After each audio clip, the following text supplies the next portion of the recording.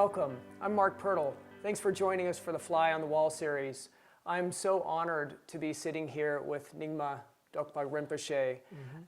He is a Bon Dzogchen master, and Bon is the ancient native religion of Tibet, so it predates Tibetan Buddhism.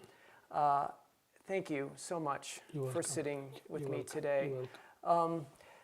Today, what I'd like to speak with you about is how human beings get trapped in patterns of suffering.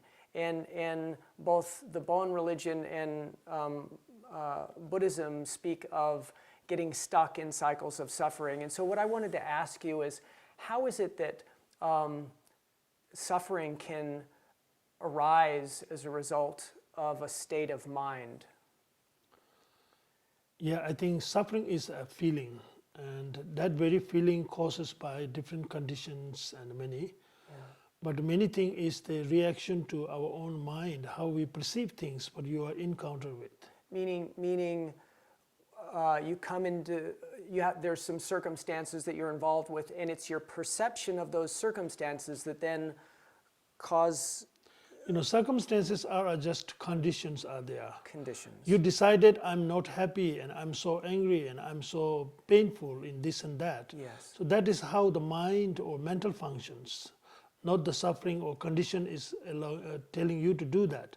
You yourself, that is how you react to the condition. And so is it true that we develop habits of reactivity that sort of trap us in ways that we suffer? Very much, yes. Very much a habit because of mindfulness activities of our own thought. We So just we're not aware. thoughtlessly we are doing it. Many things we are doing very thoughtlessly. Yes. Not enough mindfulness. Yes. So we are causing ourselves suffering, others suffering, only because of the being lack of mindfulness. Would it be accurate to say that we develop a story in our head and we actually live out of that story instead of live out of the present moment? Yes, that is, sometimes we go away from away from the reality and what you call true fact of the situation. Yes. And you produce and you product yourself much more different, and you believe on and living in that. So that is what you are going through. I see.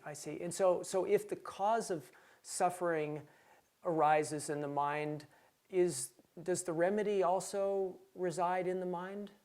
Very much same, yes. It's all a mind reaction, mind, the feeling from body, but what that decision of so-called pleasure and unpleasure or painful is not the body saying, the mind is taking S. So when you decided, I'm in a pain, so that is not the body is saying you, but your mind is taking it as pain, and you live in that pain because the mind sets you in that situation. So I have a feeling, so some people may be confused because when they feel physical pain, they don't think that is a mental thing, they think that is a physical thing. It is a reality that pain has arisen. And that is true. Pain, when it arises, is naturally unpleasant. But what you're saying, I think, and this is sort of what is important about this message is that it's our reaction to what is unpleasant that actually increases suffering. You see, like example, if you have broken your leg, yes, physically it is broken. Yes. But the feeling of that broken leg, it is being perceived by your thought. Yes. And that will confirm you, yes, I am in pain. So then, very grosser level we project back, say I'm pain my body because I am broken my leg.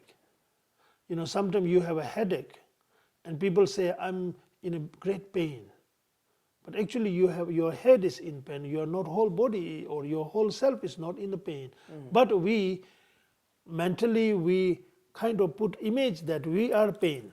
So what you're saying is we increase our suffering by identifying with the pain. And grasping on it. Yes, exactly. And so instead of experiencing the reality of this pain without resistance, we experience the pain with a major identification and story that actually makes it worse. Yes, it makes more better and a peace or calm, easy to handle. That is also when we take it a little bit differently, slightly, easily, understandingly, exceptionally, acknowledgement.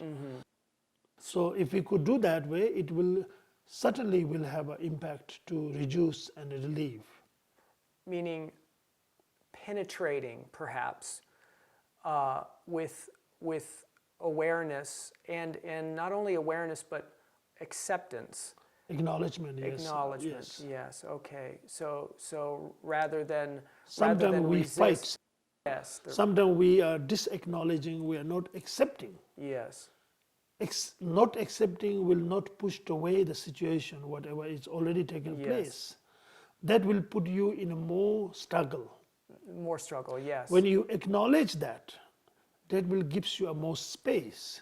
When you have a more space, there's more flexibility, more allowancing, more exception is more relaxing. That makes it different. And you could even at that point be compassionate to yourself. Absolutely. Right. Make better decisions when you're being compassionate instead of Yes. fighting or resisting. Many often in Dharma it says, in the Burn teaching says, pain is yes. If you only look at from the pain identity, it is something not we want. But there is also a quality of that very, even though painful, unpleasant experience of pain, there is also a quality. What is that quality? That very moment of the pain, instead of negative reaction, if we could take it as something productive way to use it, then it is very much like we are recycling it. The garbage, instead of throwing, we are recycling it usable. That means your pain can be usable something as a healing tool for others. So like my pain be the pain of the other's pain to heal.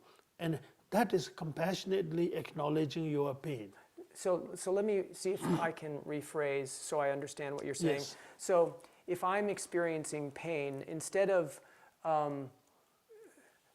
being self-involved Yes. and feeling like a victim of my own pain, I can say, I can reframe. I can say that this pain that I'm experiencing now, let me experience this pain in a courageous way so that others may feel better, so that I may purify my own resistance to pain in my life. In that way, are Yeah, you? sort of, but what I'm really saying is I'm saying use that as the tool to heal. Means I'm in the pain, I can be myself, suffer and pain, that also I can do it, because that's how your thought will keep you. But instead, if you are awakening from that pain to look from the different aspect of the pain, say, look, you know the experience of pain, how pain is pleasure, unpleasure, you are witnessing it. So when you are not enjoying that pain, you can use that pain, also the pain of others, equally not pleasure. So wish that my pain be, that I'm going in the pain, this pain be the healing pain of others, so that you take it as a compassionately acknowledging. Compassionately acknowledging is the healing for others. And not only does that strengthen you No, yeah, in the that's moment, absolutely. it strengthens you in the moment, but it also allows you to have an open heart and Yes. connect with others. So that That's- became a yes. compassion. It's wonderful. It's a wonderful And that is practice. healing for yourself Yes. faster, easy to deal with, and others benefit. Wonderful. I'd like to conclude our talk today by talking a little bit about your school for children. It's called the BCH, the Bon Children's Home. Yeah. Yes. Tell me a little bit about that work and how our viewers can support you. Yeah, thank you. Yes, BCH, the Burn Children's Home, I established in 1988 in order to provide the facility for those empowered children, family that who cannot afford their children to go to study. So I'm very interested in education, especially for the girls, That's wonderful. education, and to make them a good human being and good mother of the future generation.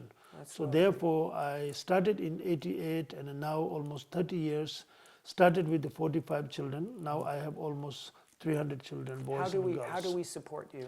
Yeah, I have an organization here in USA that called the there, or the Hope for Tibetan Children Yeruban Center. It's a non-profit organization in Minneapolis.